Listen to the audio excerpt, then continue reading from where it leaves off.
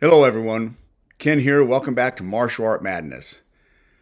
For the longest of time, actually, since I started this channel, I don't know, was it 10 years now, 11 years ago, I've been wanting to do something on Bruce Lee. I've done one thing on his movies, but something more serious. I've just not felt talented enough or articulate enough to do it.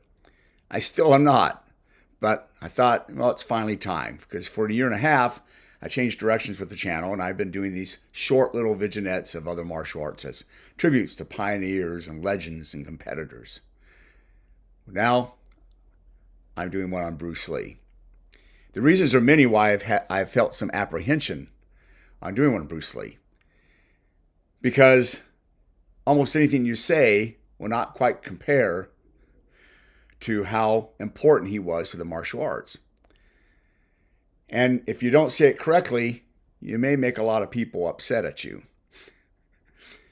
And if you are too much of a fan, you'll make some other people maybe upset at you. So I've just decided to do an honest look at Bruce Lee. This series will be in parts, so I hope that you'll like the first part and then tune into the others.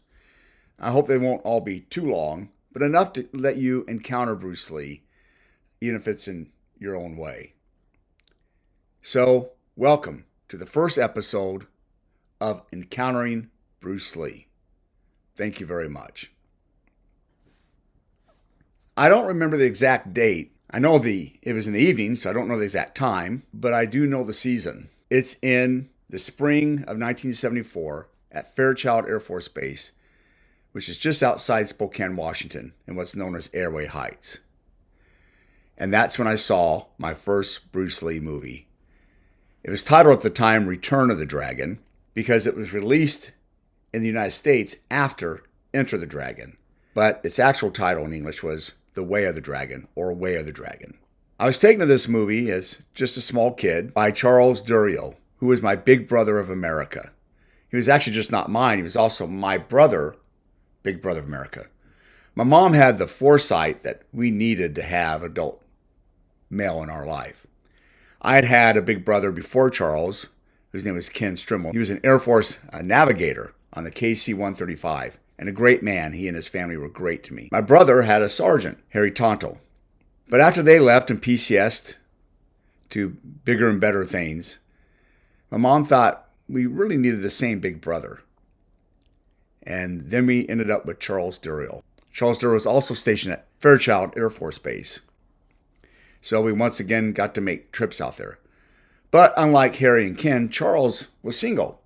He lived in the dorm with another airman, had to share a room. And while the other two were terrific and so important in our lives, Charles basically took us under his wings like if we were his kids. Charles, before joining the Air Force, actually had been a Catholic brother for 2 years. Thinking about maybe the priesthood. Well, obviously he didn't think about that. I'm still in contact with Charles to this day, and he's been married for probably close to 50 years now. But without him, I don't know when I would have saw my first Bruce Lee movie, and my world would have changed. See, I don't know exactly how much more before, but before the first Bruce Lee movie I saw a bodybuilding contest. It was on ABC or CBS, one of those channels. And I saw these guys, and I have a suspicion it was Arnold Schwarzenegger, since the person won. And they had these muscles, and I was a huge Batman fan. I still am. I have 2 Batman tattoos on me. So that tells you. Many people in the Air Force called me Batman as I was in the Scary Forces career field, and it says, "Hey, get Batman over here." But in any case, and I thought, I want to be a bodybuilder because that person can defeat the bad guys. Look, they're muscular and strong. And I probably didn't have a lot of confidence. I had a small little speech impediment, couldn't say my R's and a few other combinations of sounds. Sometimes I'd get my words reversed. So instead of saying something like, "Hey, have a great day," I could say, "Have a day great." Didn't happen all the time, but usually when I was nervous. And then sometimes maybe a small stutter, but nothing overly severe. I would finally overcome those problems for the most part around the age of 13. Once in a while, it still shows up, but not very often. And Charles changed our lives in so many ways. But one thing he did is he liked to find our niche. So probably 80 to 90% of the time, us three were together. And he called us the Three Musketeers. Our first night out together, besides the night when you get introduced to your big brother, he took us to see the movie The Three Musketeers. Now, I see it as an adult, it's more adult entertainment, I guess. Even it's PG. But as a kid, you don't see that. You just see four swashbuckling heroes with swords. And it was that day he said, put our hands together. And he goes, all for one and one for all. And we were hooked on Charles. I to this day, I can't think of what would have happened to me if he was not in my life. And he's still in my life to this day. But sometimes he had us separately because he had an idea of what we needed as well. And he took me to see Return of the Dragon at Fairchild Air Force Base. Now, on that one, my brother came along as well. But a subsequent movie after that, The Trial of Billy Jack, he just took me to. Well, at Return of the Dragon, immediately when this Chinese man gets into the airport and he sees the car, and by this time I know there's something different about this guy. I don't know how to articulate it now. I just, in my soul, I knew there's something different about him. And I was already taken in by his charisma at the tender age of 9 years old. And I don't know why, but I just knew it probably was going to have something to do with karate. Well, it would turn out to be kung fu, but I just knew it would be something like that. I didn't know the term martial arts yet. I just knew of karate and judo. I didn't know much about him, and I knew that because of Kato in the Green Hornet show. I didn't put the two together that Bruce Lee was Kato until a little bit after the movie, and I'll get to that as well. But he jumped out at me right away. But I also had this weird feeling that he might not be alive anymore. I don't know why. Matter of fact, after the movie in the parking lot, it's the first thing I'll ask Charles, is he still alive? And then he tells me, no, he's not. He had recently passed. Can't figure it out to this day. Just, I don't know. It was odd. And it's still kind of an odd feeling when I think about. But I was hooked on Bruce Lee. Went home that night. I couldn't sleep. And I had this pen that had those little chains on it. And I was just turning around like I was turning the nunchucks. See, because Arnold Schwarzenegger may be able to flex his muscles and big biceps. And so are all those guys in bodybuilding. And by the way, I still admire bodybuilding to this day. I like watching the competitions. I lift. I've never done it for bodybuilding, and I've never gotten big. I use mine for muscular endurance to make me a better martial artist. But I knew muscles didn't mean much if you didn't know how to take care of yourself. And Bruce Lee knew how to take care of himself. And it was at that day I became a Bruce Lee fan. Now we have to remember, fan is short for fanatic. And when I was a kid and a teenager, I was a fanatic. Matter of fact, probably even long after I was a teenager, I was a fanatic. And in this series, I'll address the idea of fanaticism with Bruce Lee. But I was hooked. And I knew after seeing that movie, I was going to someday study the martial arts. See, while he did Chinese boxing, to me it was all kind of the same. Chinese boxing, karate, judo.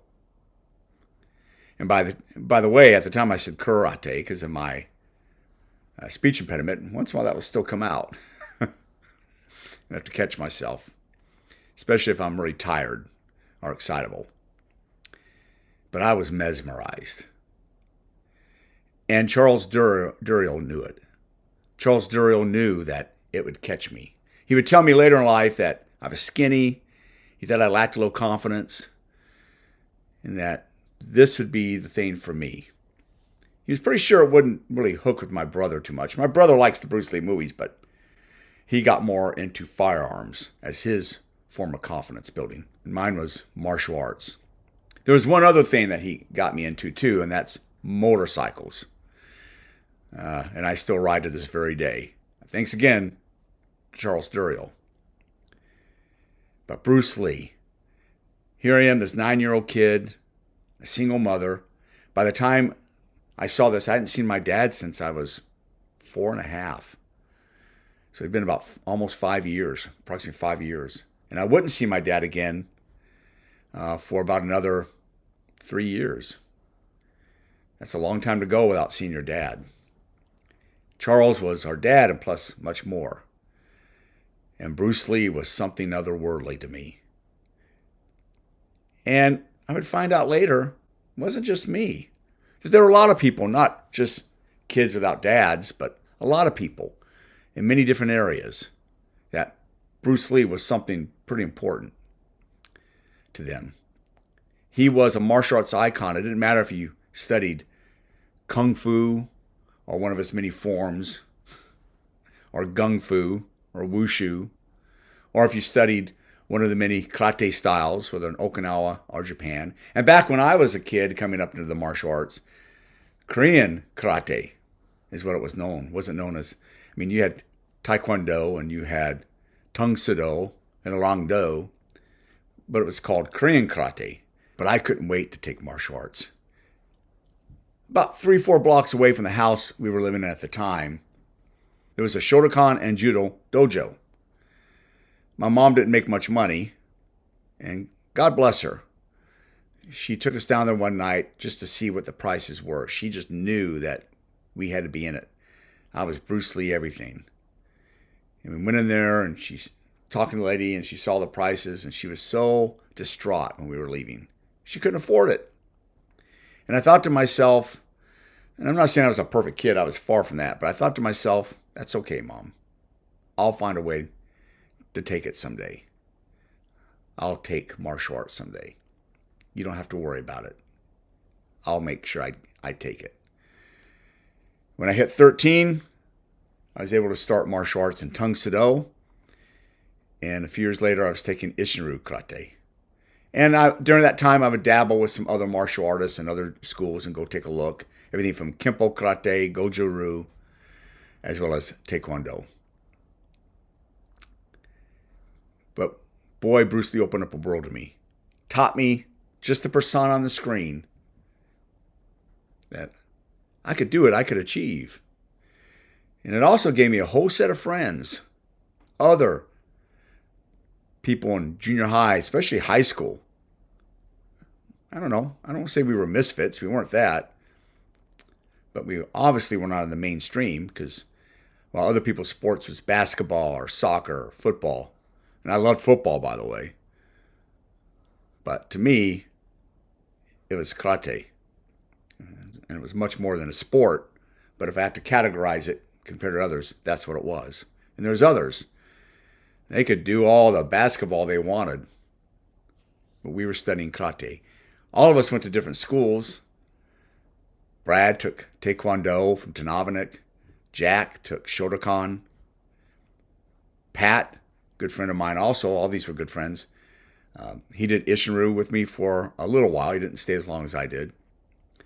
My friend Tim, he did some boxing, and we hung out with each other all the time. Bruce Lee was special, and it was at that first movie that I encountered him. So what happens at the movie? Well, in the movie, if you've seen The Way of the Dragon, you know what I mean. If you haven't, go take a look. He is sent there into Rome from Hong Kong to go ahead and help out the niece of this uncle, somebody that he actually works for in Hong Kong, who's having problems with the Italian mafia. So he goes there, and in the movie, you don't quite notice it when you're 9, but you figure it out later, especially if you ever see a subtitle version, is that Bruce Lee doesn't speak the language. He only speaks, well, we would say Chinese, but it would be Cantonese or Mandarin. And so he's a country bumpkin as well, as he says he is in the territories outside of Hong Kong, out in the country. And he even kind of gives a little cowboy sound to it as he's throwing some kicks. And the leading lady kind of thinks, oh, I got this country bumpkin here. What did my uncle do to send you? Why didn't he come? But the uncle couldn't come, so he sends Bruce Lee instead. Well, as things go on, he makes one little misstep after another, kind of comical. As a kid, I didn't really get the comedy. I just thought, well, he's awkward. kind of like me. And by the way, sometimes I still feel awkward. Sometimes I feel like I'm right on point, and then other times I'm like, I'm kind of awkward in this situation. And he was awkward. But when it counted the most, he saves the day. 4 members of the mafia come in because they want this restaurant. Their boss, the mafia boss, wants this restaurant, and she doesn't want to sell it. And they come in, and they're chasing out the customers, and they hit one of the staff members, and they go outside, and one of the wait staff members decides to fight him. The actor there is nicknamed Unicorn in real life. And of course, in the fight, he gets knocked out right away. It's almost a little comical. And then that's when Bruce Lee says, tell them. And he's talking to another wait staff to tell them, because he doesn't speak the language, that he'll fight them. Chinese boxing. Yeah, Chinese boxing. And so the one guy who comes up first to fight him, and Bruce Lee goes, movement number 4. Dragon seeks his path. Movement number 4, or something like that again. Dragon whips his tail, and with a spinning heel kick, he knocks the guy down. Now, what I liked about this part of the movie is that the guy looked like my Uncle John. He looked almost exactly like my Uncle John. My brother and I kind of laughed at that at the time. He also kind of looked like Wolfman Jack. And so I thought maybe it was Wolfman Jack. I'd seen a couple pictures of him on TV before, because I knew it wasn't my Uncle John, but he looked kind of like my Uncle John. And then Bruce Lee takes out the other 3 guys. He does so quickly. Now the girl's got her eye on him. Oh, wow. Well, I see why my uncle sent him. I was already hooked at the airport, but most people probably got hooked at the fight scene. Bruce Lee was faster than everybody else. Faster than anything I ever saw before in my life. His punches were lightning fast. His movements were cat-like. Almost dancing. And his kicks, wow. Phenomenal. Maybe I can kick like that, is what I thought. I'd like to protect people. And I'd like to save the day for the leading lady and keep her protected from harm. I'd like to protect my mom and my brother and other people who are bullied at school. Matter of fact, a couple times I decided to fight bullies. One time I didn't win. The other time, I don't know if I won or not. But in any case, I want to be Batman, and maybe Bruce Lee can make that possible. If I couldn't be Batman, maybe I could be Bruce Lee. And that scene, I was so captivated. And then the next scene that I remember, that time when I got home, he's fighting with 2 nunchucks, these nunchakas. I guess more of a formal term. But we'd say nunchucks back in the day. The 2 sticks with the chain in between. And he takes them all out, and the last guy he takes out hits Wolfman Jack. That's just what I'm going to call him from now on. So I used to call him that. Wolfman Jack. He takes out Wolfman Jack. I knew it wasn't, but I thought it was awesome. And then finally, the movie crescendos. We'll fight 3, for lack of a better word, hitmen, martial art assassins, tough guys, hired help who come in to take him out. Because Tong Lu, Bruce Lee's character's name, needs to be taken out of the way for them to get that restaurant. You find out that the chef is actually on the side of the mafia and betrays Bruce Lee and the team. But Bruce Lee takes them out. He takes out the American white guy, who will be Bob Wall. The first time of the movie appearance, he'll have a scar. He'll have a scar again in the next movie, Enter the Dragon. He will take out the Japanese karate character, who's actually played by a Korean martial artist. And then he'll find himself into the Roman Colosseum. And to me, that was magical, this big Colosseum. I'd heard of it in school, seen pictures of it. And now Bruce Lee was going to fight where all these gladiators once fight, and where Christians were fed to lions, and they were also fed to gladiators. And that scene was unbelievable to me. Unbelievable. Here's Chuck Norris, and right off the bat, he was Chuck Norris. Chuck Norris's fighting career, I would find out later, and this movie would propel him to his own film career later. Here's the other thing that was kind of weird, if my memory serves me right. I mean, I'm only 9 years old. But I just knew, wait a minute, Bruce Lee's stiff. Why does he start moving? And all of a sudden, Bruce Lee starts moving. He looks almost like a boxer. And Bruce Lee's actually sending a message. He wasn't just trying to make a great choreographed film, which today is still my favorite fight scene. But he's trying to send a message on how a smaller guy might be able to beat a bigger guy. And that's fighting on the angles, the indirect movements. Good footwork, moving around, not in stiff, fixed positions. I didn't know that at the time, but he was sending a lesson to all of us out there, as well as making one great battle scene. Well, he ends up breaking Chuck's neck. And then the movie ends shortly thereafter with the police coming and arresting the mafia boss. But I knew after seeing that movie, I just encountered Bruce Lee. Now, here's the reality. I didn't encounter Bruce Lee. He was already dead. And when you see a movie or you read a magazine or you read books, how much of the person do you really encounter? Well, we'll be exploring that in this series. What are you really encountering with that person?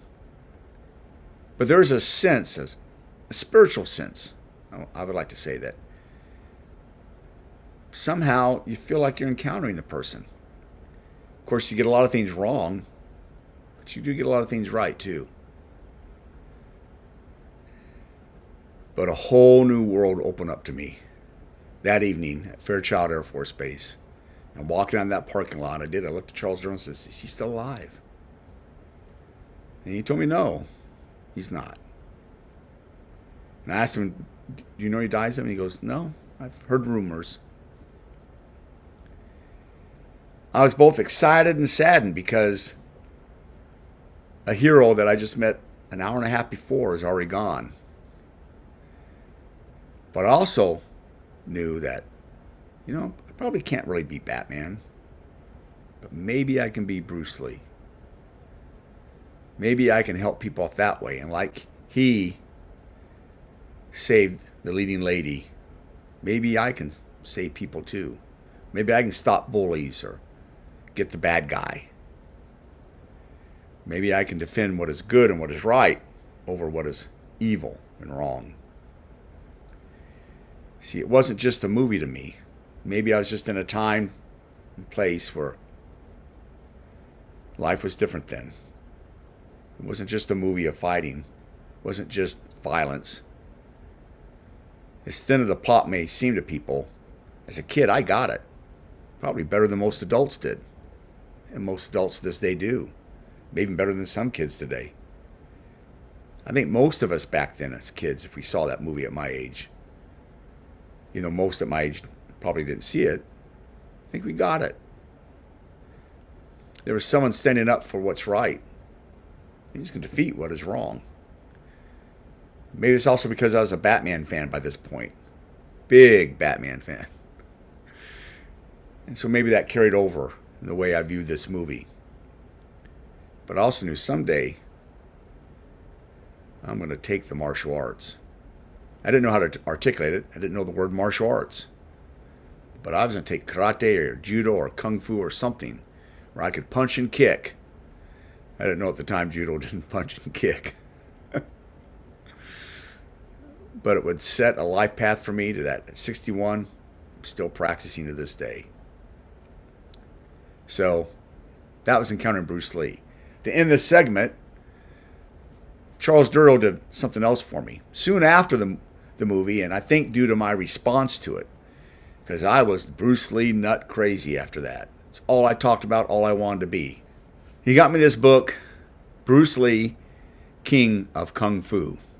He picks us up for another Saturday that he's taking us out.